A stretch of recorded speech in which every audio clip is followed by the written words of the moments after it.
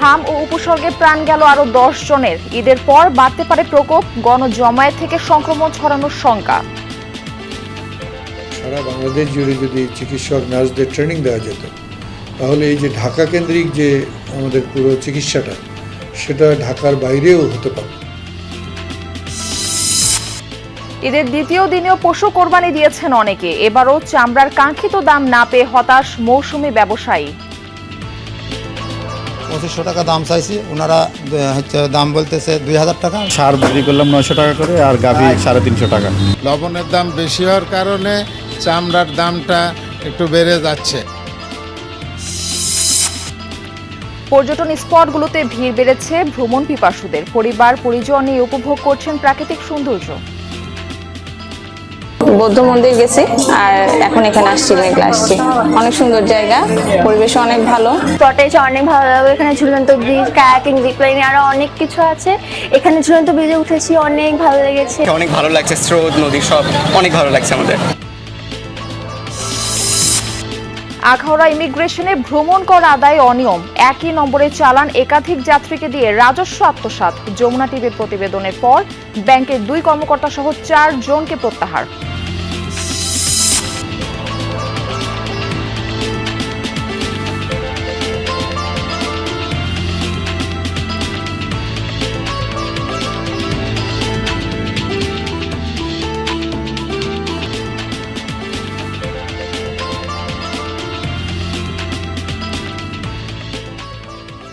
আমন্ত্রণ, বিরতিহীন সংবাদ সারা দেশে আপনাদের সঙ্গে থাকছি আমি মারফি রহমান। এতক্ষণ শিরোনাম দেখছিলেন। হাম এবং উপসর্গে থামছেই না শিশু মৃত্যু। গত 24 ঘন্টায় প্রাণ গেছে আরো 10 জনের। এরই মধ্যে ঢাকা বিভাগেই মারা গেছে 9 জন, সিলেটে মৃত্যু হয়েছে 1 জনের। 24 ঘন্টায় দেশের বিভিন্ন হাসপাতালে নতুন রোগী ভর্তি 732 জন। ফরিদপুরে হাসপাতালে ভর্তি আছেন 129 জন রোগী। সিলেটে 24 ঘন্টায় হামের উপসর্গ নিয়ে নতুন করে হাসপাতালে ভর্তি হয়েছেন 18 জন। বর্তমানে জেলার বিভিন্ন হাসপাতালে ভর্তি রোগীর সংখ্যা 205 জন। এছাড়া বরিশাল, ময়মনসিংহ, চট্টগ্রাম ও রাজশাহী বিভাগের বিভিন্ন হাসপাতালে রোগীর ভিড় রয়েছে। কোথাও কোথাও আইসোলেশন ওয়ার্ডে শয্যা সংকটে ভোগান্তিতে রোগী এবং স্বজনরা। হাম এবং উপসর্গের মৃত্যু না থামায় উদ্বেগ বাড়ছে অভিভাবকদের মাঝে। মার্চের শেষ দিক থেকে সারা দেশে বাড়ে হামের প্রকোপ।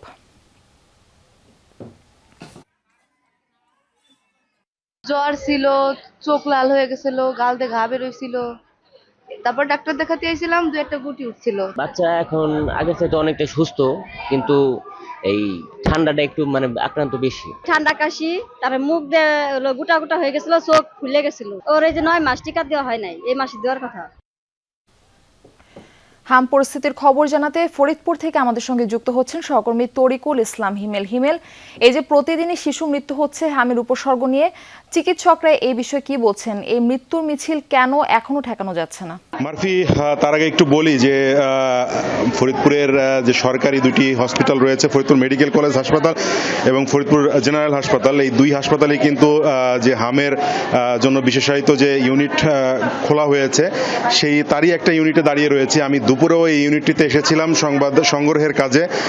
এখন আমি যেখানে দাঁড়িয়ে আছি, কোনো ধরনের পরিসংখ্যান ছাড়াই কিন্তু বলতে পারি যে হামের রোগীর সংখ্যা বাড়ছে। কারণ দুপুরবেলা আমি যেসব জায়গা ফ্লোরের খালি দেখে গিয়েছি, সেসব জায়গায়ও কিন্তু এখন দাঁড়ানোরও জায়গা নেই, সেসব জায়গাও রোগীরা এসে ভর্তি হয়েছেন।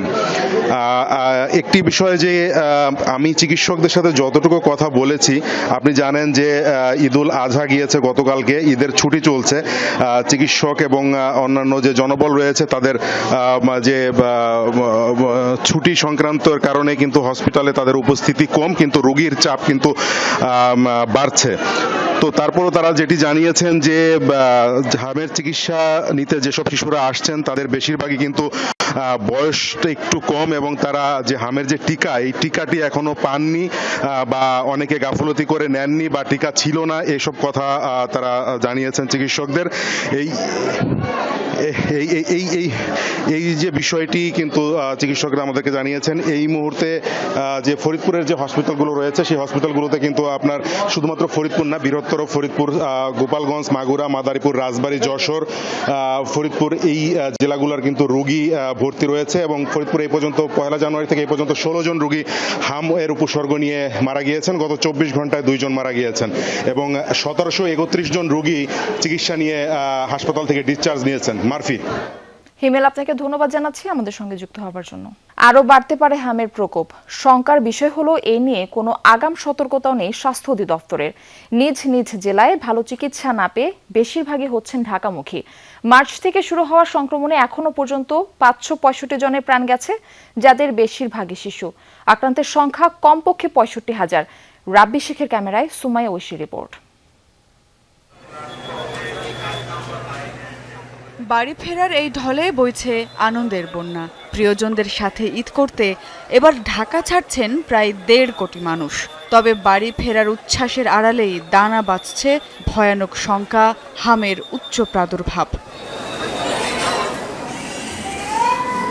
ছোট্ট আরিয়ানের বয়স মাত্র 11 মাস। শিশুটির এই ছটফট দেখে বোঝা যায় ছোট্ট শরীরটাতে কতটা অসহ্য যন্ত্রণা। এর আগে চিকিৎসা যাহা হয়েছে, চিকিৎসার মাধ্যমে এটা শরীরের ভিতরে কোনো ডক্টরই ধরতে পারে নাই। আরিয়ানের মতোই হাসপাতালে কাতরাচ্ছে আরও কত শিশু। ঢাকার বাইরে ভালো চিকিৎসা না পাওয়ায় আক্রান্তদের আনা হচ্ছে ঢাকায়।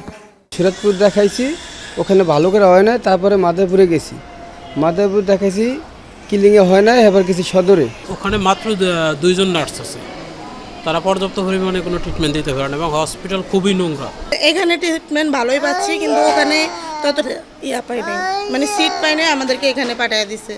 বছর কয়েক আগেও জানা ছিল একজনের জীবদ্দশায় হাম হতে পারে একবারই, অথচ 9 মাস বয়সী সিদ্রাতুলের 1 মাসের ব্যবধানে হাম হয়েছে 2 বার। ওষুধ দিয়েছিল, বাসায় ট্রিটমেন্ট খাওয়াই হয়ে সেরে গেছে। এখন আজকালকে বিগত 4 দিন যাবত জ্বর ঠান্ডা সারছে না। এখন বিশেষজ্ঞরা বলছেন পরপর 2 বছর হামের টিকা না দেয়ায় প্রতিরোধ ক্ষমতা কমেছে, তাই একাধিকবার হামে আক্রান্ত হওয়ার আশঙ্কা শিশুদের। বিশ্ব স্বাস্থ্য সংস্থার এই উপদেষ্টার মতে মহামারী সতর্কতা জারি করা গেলে পরিস্থিতি নিয়ন্ত্রণে আনা যেত। মহামারী ঘোষণা করা হলে এর অর্থ বরাদ্দ পাওয়া যেতে পারত, একটা জাতীয় একটা পরিকল্পনা, আপৎকালীন পরিকল্পনা তৈরি করা যেতে পারত এবং এটা একটা জাতীয় নির্দেশিকা বানিয়ে সারা বাংলাদেশ জুড়ে যদি চিকিৎসক নার্সদের ট্রেনিং দেওয়া যেত, তাহলে এই যে ঢাকা কেন্দ্রিক যে আমাদের পুরো চিকিৎসাটা, সেটা ঢাকার বাইরেও হতে পারত। ঈদের পর হামের প্রাদুর্ভাব আরও বাড়ার শঙ্কা। তবে এ নিয়ে স্বাস্থ্য অধিদপ্তরের কি কোনো পূর্ব প্রস্তুতি আছে? অতিরিক্ত মহাপরিচালকের দাবি, প্রাদুর্ভাব এখন কমছে, তাই জোর দেয়া হচ্ছে টিকায়। পুরো 1 মাসের ভ্যাকসিনেশন প্রোগ্রামটা যদি কভার করে 1 মাস যায়, তাহলে আমরা বুঝতে পারবো যে ইমিউনিটি ডেভেলপ করছে। হাম থেকে শিশুদের দূরে রাখতে করোনার মতোই আশপাশের জনকে পরতে হবে মাস্ক এবং ঘরে ফিরে ভালোভাবে হাত মুখ পরিষ্কার করারও পরামর্শ দিচ্ছেন চিকিৎসা বিশেষজ্ঞরা। হাঁচি কাশির মাধ্যমে খুব দ্রুত ছড়িয়ে পড়ছে ভাইরাসজনিত এই হাম। এলাকায় ভালো চিকিৎসা না হওয়ায় প্রায় সবাইকেই চলে আসতে হচ্ছে ঢাকায় চিকিৎসার জন্য। এখন প্রশ্ন হচ্ছে, ঈদের পরে হামের যেই বিস্ফোরণের আশঙ্কা করছেন বিশেষজ্ঞরা, তার জন্য কতটুকু প্রস্তুত ঢাকা? তাই এখন থেকেই এলাকা পর্যায়ের হাসপাতালগুলোকে অত্যন্ত শক্তিশালী প্রস্তুতি নেওয়ার পরামর্শ দিচ্ছেন বিশেষজ্ঞরা। একই সঙ্গে সচেতনতা বাড়ানোর উপরেও জোর দেওয়া হচ্ছে। সুমাইয়া ঐশী, যমুনা নিউজ, ঢাকা। ঈদুল আজহার দ্বিতীয় দিনেও পশু কোরবানি করেছেন সামর্থ্যবান মুসলমানরা। তারা জানান আল্লাহর সন্তুষ্টি লাভের আশায় পশু কোরবানি দিয়েছেন তারা। ঈদ আনন্দ ভাগাভাগি করে নিতে চান গরিব দুঃখী মানুষের সাথে। মূলত ঈদুল আজহার প্রথম দিনে সময় সুযোগের অভাবে যারা পশু কোরবানি দিতে পারেননি, তারাই আজ কোরবানি দিয়েছেন। কষায়ের অভাবেও অনেকে পশু কোরবানি দিতে পারেননি ঈদের প্রথম দিনে। কোরবানির পর নিজ উদ্যোগেই বর্জ্য অপসারণ করছেন অনেকে। 5-6টা খাসি হয়, আবার গরু, এতগুলো একদিনে আমাদের আসলে এতগুলো লোক বল নেই বলে আমরা 2 দিনে কোরবানিটা করি। দ্বিতীয় দিন কিছু করার থাকে না, এটা একটা এক্সট্রা আনন্দও হয়, তাছাড়া কাজের সুবিধা হয়। প্রথম দিনে কোরবানি হয়েছে, আমাদের খাসি কোরবানিগুলো প্রথম দিনে দিয়ে দিয়েছি, আজকে গরু কুরবানিটা আজকের জন্য রেখে দিয়েছি, যেহেতু উৎসবটা আমরা চাই যে 2 দিন 3 দিন ধরেই হোক। বরাবরের মতোই ঈদুল আজহার দিন থেকে সরগরম নাটোরের চক বৈদ্যনাথের চামড়া বাজার। তবে কোরবানির পশুর চামড়া ন্যায্য মূল্য পাচ্ছেন না অভিযোগ বেশিরভাগ বিক্রেতার। আর আড়তদারদের দাবি, বাণিজ্য মন্ত্রণালয়ের বেঁধে দেয়া দামে কেনাবেচা করছেন তারা। চামড়া বাজারের নিরাপত্তা নিশ্চিতে কাজ করছেন প্রশাসনিক কর্মকর্তারা। নাটোর শহরের চকবৈদ্যনাথ এলাকা দেশের দ্বিতীয় বৃহত্তম এই চামড়ার বাজারে ছোট বড় মিলিয়ে আড়ত রয়েছে 2 শতাধিক। প্রতি বছর শুধু ঈদুল আজহাতেই দেশের মোট চামড়ার 30 ভাগ ঢাকার ট্যানারিগুলোতে পাঠানো হয় এখান থেকে। ঈদের দিন থেকে বাজার সরগরম হয়, দম ফেলার ফুরসত নেই শ্রমিকদের। সকাল থেকে রাত পর্যন্ত সময় কাটছে ব্যস্ততায়। চামড়াতে লবণ টবণ দিয়ে চামড়াগুলো সংরক্ষণ করে রাখবো, আমাদের এখন প্রচুর ব্যস্ততা। বরাবরের মতো এবারও কোরবানির পশুর চামড়ার দাম নির্ধারণ করে দিয়েছে সরকার। তবে মৌসুমী ব্যবসায়ীরা বলছেন, বড় গরুর ভালো মানের চামড়াও প্রত্যাশিত দামে বিক্রি করতে পারেননি তারা। অন্যদিকে আড়তদারদের দাবি, বাণিজ্য মন্ত্রণালয়ের বেঁধে দেওয়া দামেই চামড়া কিনছেন তারা। তবে লবণের দাম বেশি হয়, সংরক্ষণে বাড়তি খরচ হচ্ছে। 10 টাকা করে খাসি বরকি চামড়ার দাম দিছে। গরু চামড়া দেখাইছি 3টা, তার 2টা চলবে, একটা চলবে না। 4টা চামড়া আনিছি, 2500 টাকা দাম চাইছি, ওনারা দাম বলতেছে 2000 টাকা। সার বিক্রি করলাম 900 টাকা করে, আর গাভী 350 টাকা।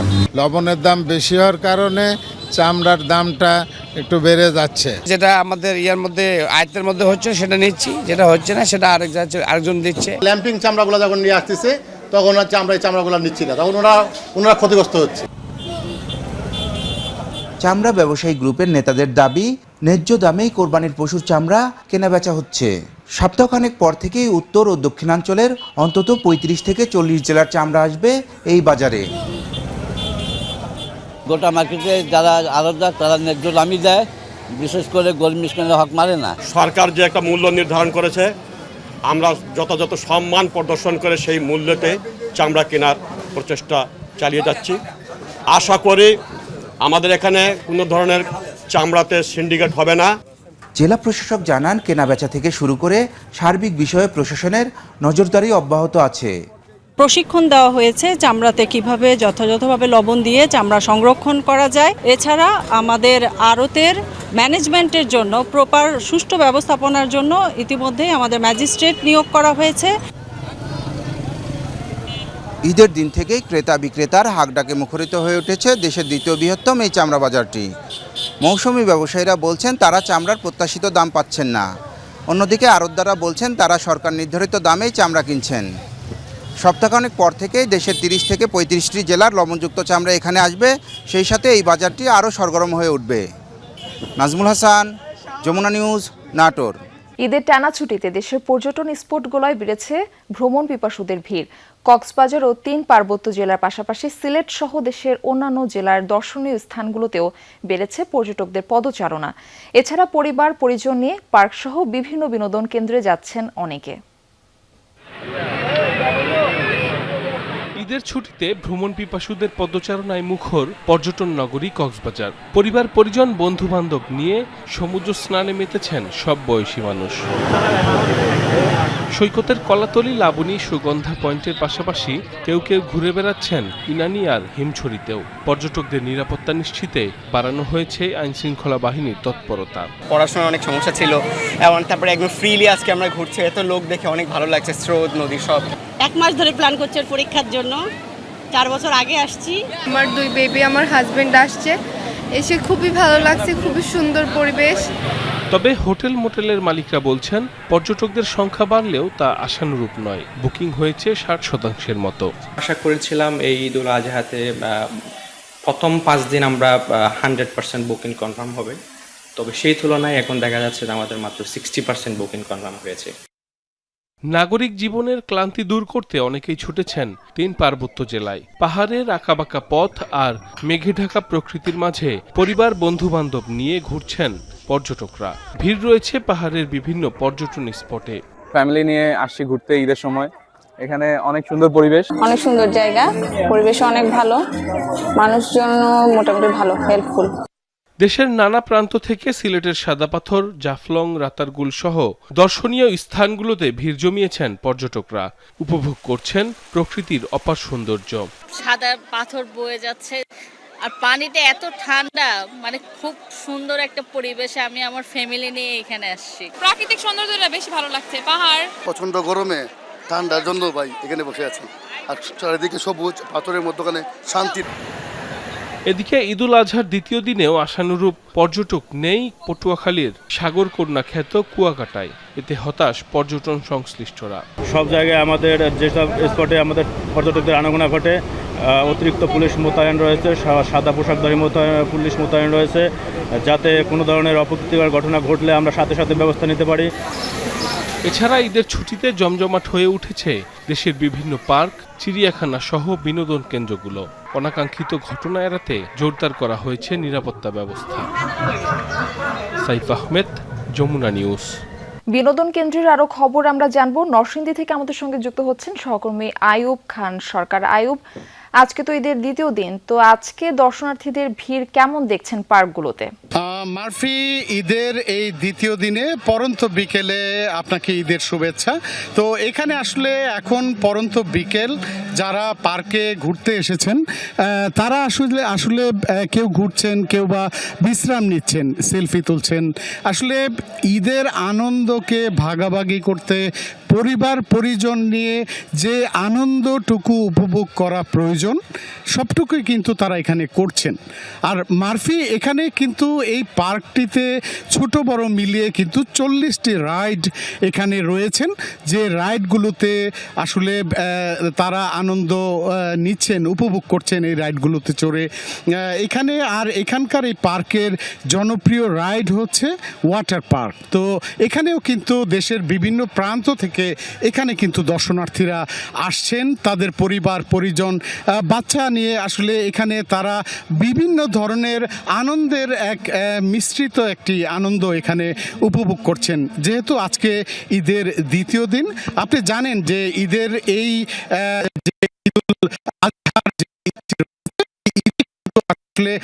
মানুষ দ্বিতীয় দিনেও অনেকে পশু কুরবানি করে থাকেন, যার ফলে আসলে আজকে তুলনামূলক দর্শনার্থীদের সংখ্যাটা কিন্তু কিছুটা কম। তারপরও ঈদের তৃতীয় দিন, চতুর্থ, পঞ্চম দিন পর্যন্ত কিন্তু পাশাপাশি আসলে এখানে দর্শনার্থীরা এখানে আসেন এবং তাদের আনন্দগুলো উপভোগ করেন। আর আসলে মারফি, যে এখানে যেসব দর্শনার্থীরা রয়েছেন তারা কিন্তু দেশের বিভিন্ন প্রান্ত থেকে আসছেন, শুধু নরসিংদী নয়, পাশাপাশি বাংলাদেশের বিভিন্ন জেলা থেকে তারা এখানে আসছেন। আর তবে মারফি, আরেকটু জানিয়ে রাখি, ঈদের যে আসলে ঈদ পরবর্তী যে যাত্রাটা, আর এখানে যারা আসলে আসছেন তারা আরেকটি কথাও কিন্তু মারফি বলছেন যে এখানে আসলে সড়কগুলো, যে মহাসড়কগুলো রয়েছে, যে সড়কগুলো তারা দিয়ে এই পার্কগুলোতে আসছেন নরসিংদীর পাঁচজনায়, তারা কিন্তু এই সড়কগুলো কিন্তু আসলে খানাখন্দে ভরা, যার কারণে তারা এই মহাসড়কগুলো সংস্কারেরও দাবি জানিয়েছেন। তারা বলছেন যে বাংলাদেশের যে বড় বড় পার্কগুলো রয়েছে এগুলো কিন্তু বিভিন্ন জেলার এবং এই মহাসড়কের পাশেই কিন্তু সাধারণত গড়ে ওঠে। এখন এই পার্কটি বাংলাদেশের একটি বড় পার্ক। এখানে এই পার্কে কিন্তু দর্শনার্থীরা প্রতি দুটি ঈদেই উপচে পড়া ভিড় হয়। মারফি, ধন্যবাদ আয়ুব, এবং আপনাকে ঈদের শুভেচ্ছা। নারায়ণগঞ্জের ফতুল্লায় এক শিশুকে ধর্ষণের অভিযোগে স্থানীয়দের পিটুনিতে আহত যুবকের চিকিৎসাধীন অবস্থায় মৃত্যু হয়েছে। দুপুরে ঢাকা মেডিকেলের আইসিইউতে মারা যান মনির। পুলিশ জানায় গত 22 মে ফতুল্লার বক্তাবলী ইউনিয়নে এক শিশুকে ধর্ষণের অভিযোগ উঠে মনির, হোসেন হিরু ও সোহেল নামের দুই যুবকের বিরুদ্ধে। পরে অভিযুক্ত মনিরকে আটক করে পিটুনি দেয় এলাকাবাসী। গুরুতর আহত অবস্থায় তাকে উদ্ধার করে ঢাকা মেডিকেলে ভর্তি করা হয়। এদিকে 22 মে রাতে পুলিশের কাছে আত্মসমর্পণ করে অভিযুক্ত সোহেল। পরদিন আদালতের মাধ্যমে তাকে কারাগারে পাঠানো হয়। শরীয়তপুরে জাজিরায় কুড়িয়ে পাওয়া ককটেল বিস্ফোরণে এক শিশু আহত হয়েছেন, তার 2 হাত মারাত্মকভাবে ক্ষতিগ্রস্ত হয়েছে। সকালে উপজেলার চর মধুপুরিয়া চরকান্দি এলাকায় এই ঘটনা ঘটে। পুলিশ জানায় বাড়ির পাশে একটি মরিচ খেতে খেলা করছিল রাহাত। স্কচ টেপ মোড়ানো একটি বস্তু চোখে পড়লে খেলনা ভেবে সেটি কুড়িয়ে হাতে নেয় রাহাত। পরে বিকট শব্দে বিস্ফোরিত হয় ককটেলটি। আহত অবস্থায় প্রথমে তাকে নেওয়া হয় উপজেলা স্বাস্থ্য কমপ্লেক্সে, পরে উন্নত চিকিৎসার জন্য ঢাকায় রেফার করেন চিকিৎসক।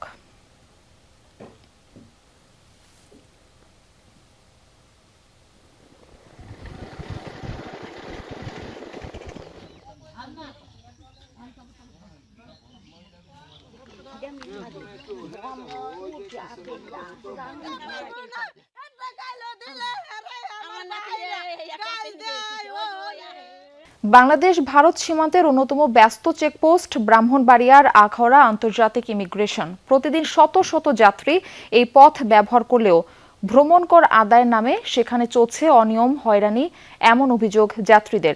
অতিরিক্ত টাকা আদায়, একই চালান নম্বর একাধিক যাত্রীকে দেওয়ার মতো অভিযোগ উঠেছে সোনালী ব্যাংক বুথের কর্মকর্তাদের বিরুদ্ধে। অনুসন্ধানে যমুনা টেলিভিশনের হাতে এসেছে এমন তথ্য প্রমাণও। ভারতগামী যাত্রীদের জন্য আখাউড়া আন্তর্জাতিক ইমিগ্রেশন যেন এখন ভোগান্তির আরেক নাম। সোনালী ব্যাংকের বুথে ভ্রমণ কর আদায়ের অনিয়মের অভিযোগ দীর্ঘদিনের হলেও সংশ্লিষ্টদের বিরুদ্ধে নেই কার্যকর কোনো ব্যবস্থা। অভিযোগ রয়েছে জাতীয় রাজস্ব বোর্ডের নির্ধারিত রসিদ বই না থাকায় হাতে লিখে চালান দেওয়া হচ্ছে যাত্রীদের, আর সেই সুযোগে নির্ধারিত 1000 টাকার বাইরে আদায় করা হচ্ছে অতিরিক্ত 50 থেকে 100 টাকা। ভ্রমণ ট্যাক্সের জন্য যে টাকাটা আমরা দিই, দেওয়ার পরে বলতেছে এখানে আরো এক্সট্রা 50 টাকা লাগবে। তো বললাম 50 টাকা কিসের জন্য লাগবে? এটা জেরক্সের জন্য 50 টাকা লাগবে। এটা দেখা দায়িত্ব হচ্ছে প্রশাসনের, আমাদের দেশের। এটা আমরা জনগণ হচ্ছে ভুক্তভোগী। আমরা এখন এসছি, বেড়াতে এসছি, এখন আমাদের থেকে চাইলে তো আমরা তো বাধ্যতামূলক দিতেই হবে না।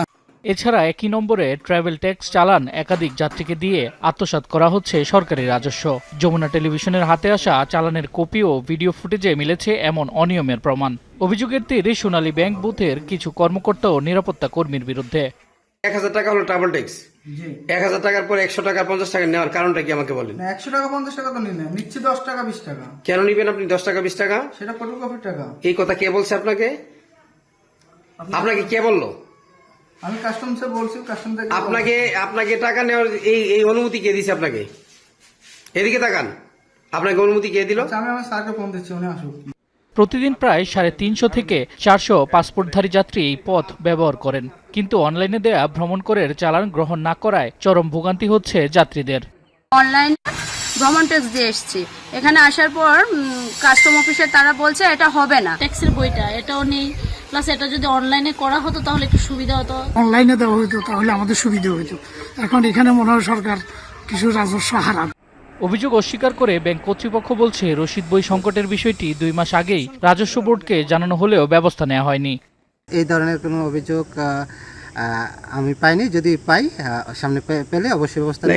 এটা তো এই ধরনের এগুলো যেন না হয় আমরা সে ব্যাপারে না, এটা তো আপনি নাকি এর সাথে জড়িত, এখন সেই ক্ষেত্রে কি বলবেন আপনি? না, এটা আসলে আমাদের বিরুদ্ধে এটা মিথ্যা অভিযোগ, আমরা এই ধরনের করছি না। আমাদেরকে বই সরবরাহ না করার কারণে ম্যানুয়ালি করছি। কাস্টমস কর্তৃপক্ষ অনুমোদন ক্রমে বিজেপি এবং ইমিগ্রেশনের পরামর্শক্রমে আমরা এটা ম্যানুয়ালি দিচ্ছি। এদিকে অভিযোগের বিষয়ে কথা বলতে রাজি হননি আখাউড়া কাস্টমসের কর্মকর্তারা। শামস তাবরিজ উচ্ছ্বাস, যমুনা নিউজ। এদিকে আখাউড়া স্থলবন্দরের ইমিগ্রেশন ভ্রমণ কর আদায় অনিয়ম নিয়ে যমুনা টেলিভিশনে প্রতিবেদন প্রচারের পর সোনালী ব্যাংক বুথের 2 কর্মকর্তা সহ 4 জনকে প্রত্যাহার করা হয়েছে। বিষয়টি নিশ্চিত করেছেন সোনালী ব্যাংকের আখাউড়া শাখার ব্যবস্থাপক। ঈদ মানে উৎসব আর প্রিয়জনদের সঙ্গে সময় কাটানো, কিন্তু মাত্র 20 বছরে সেই আনন্দ থেকে বঞ্চিত আবু জাফর মোহাম্মদ বেলাল হোসেন। তার বাড়ি রংপুরের পীরগঞ্জে। ভুক্তভোগী ও স্বজনদের অভিযোগ, পরীক্ষা নিরীক্ষা ছাড়া চিকিৎসা দেয়ায় এমন পরিণতি। অভিযুক্ত চিকিৎসককে একাধিকবার ফোন করলেও তাকে পাওয়া যায়নি। তবে হাসপাতাল কর্তৃপক্ষ বলছে ভুক্তভোগীর সাথে সমঝোতার চেষ্টা করছেন তারা। রংপুর পীরগঞ্জের বাসিন্দা আবু জাফর মোহাম্মদ বেলাল হোসেন। আশা ছিল পড়াশোনা শেষে বড় কর্মকর্তা হবেন, হাল ধরবেন পরিবারের। তবে হঠাৎই একটি সড়ক দুর্ঘটনা কেড়ে নিয়েছে সব আনন্দ। এখন স্টিলের দুটি ক্রাচের ওপর ভর করে চলে বেলালের প্রতিটি দিন। 28 মার্চ পীরগঞ্জ বাসা থেকে বেরিয়ে মোটরসাইকেলে করে শহরে যাচ্ছিলেন। পথে দুর্ঘটনার শিকার হয়ে ব্যথা পান হাঁটুতে।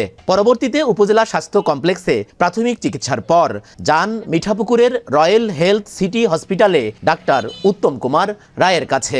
চিকিৎসা চলাকালে পা অসাড় অনুভূত হওয়ায় উন্নত চিকিৎসার জন্য যান রংপুরে অর্থোপেডিক্স বিশেষজ্ঞ ডাক্তার শফিকুল ইসলাম শফিক ও ডাক্তার মোস্তাফিজার রহমান সুজনের কাছে। তারা দুজনই দ্রুত ঢাকায় যাওয়ার পরামর্শ দেন বেলালকে। 1-1.5 মাস আগে আমি সুস্থ সবল একটা ছেলে ছিলাম, কিন্তু এখন যদি আমি রাস্তা দিয়ে যাই একজন মানুষ বলবে একটা পঙ্গু ছেলে যাচ্ছে, একটু প্রতিবন্ধী যাচ্ছে, আসলে আমি কথাগুলো আমি আসলে সহ্য করতে পারবো না।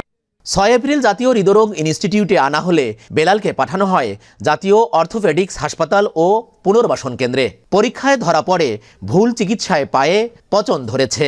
এমন পরিস্থিতিতে কেটে ফেলা হয় বেলালের ডান পায়ের হাঁটুর উপর থেকে নিচের অংশ। ভুক্তভোগী ও স্বজনদের অভিযোগ, রয়্যাল হসপিটালে পরীক্ষা নিরীক্ষা ছাড়া চিকিৎসা দেয় এমন পরিণতি। পছন্দ যেহেতু ধরছে এখানে শুধু এটা উঠতেই থাকে উপরে, তখন আমি বাবা হয়ে কি আর কিছু না করতে পারি, আমি কী করলাম, কাটার জন্য আমি পরিস্থিতি ইয়ে করলাম, নিচে গেলাম, পাটা কেটে দিল। আমার বিশ্বাস এটা হচ্ছে অবশ্যই উত্তম কুমার রায় স্যারের মানে ট্রিটমেন্টের ব্যাঘাত ঘাটার কারণেই আমার ছেলের পাটি কাটতে হচ্ছে। আমি চাচ্ছি যে ওনার একটা সুস্থ বিচার হোক, এটা একটা তদন্ত হোক, সুস্থ বিচার, এরকম ক্ষতি জানি আর কারো মায়ের সন্তানের সাথে আর যাতে না হয়। ডাক্তারের ভুল চিকিৎসার কারণে আমি এটা হয়েছে, এটা আমি দৃঢ়তার সাথে বলতে পারি। আমার বাবা যখন ডাক্তারের সাথে কথা বলতে যায় তখন ওনারা বলে, আসলে আমার তো এটা রোগ নির্ণয় হতো আমার হচ্ছে MRI দিলে, আমার সিটি স্ক্যান দিলে, তখন ওনারা বলে আমাদের এখানে সিটি স্ক্যান মেশিন নাই বা MRI নাই বিধায় আমরা হচ্ছে দেই নাই। খুবই মহব্বত ছেলের উপরে, বুঝছেন, এই সামনে এইরকম নাটি ধরি বেড়া আমার এটা সহ্য হতেছে না। আমরা তো হলো ভালোর জন্য ভালোর কাছে গেছি, সেখানে ওনার হলো মূর্খতার কারণে যে এত বড় একটা দুর্ঘটনা। এ বিষয়ে জানতে রয়্যাল হসপিটালে গেলেও পাওয়া যায়নি অভিযুক্ত ডাক্তার উত্তম কুমারকে। একাধিকবার ফোন করলেও সাড়া মেলেনি তার। আর হাসপাতাল কর্তৃপক্ষ বলছে ভুক্তভোগীদের সাথে বিষয়টি নিয়ে সমঝোতা হয়েছে তাদের। সঙ্গে সঙ্গে রেফার করেছিল, ওনার কাগজের মধ্যে আছে।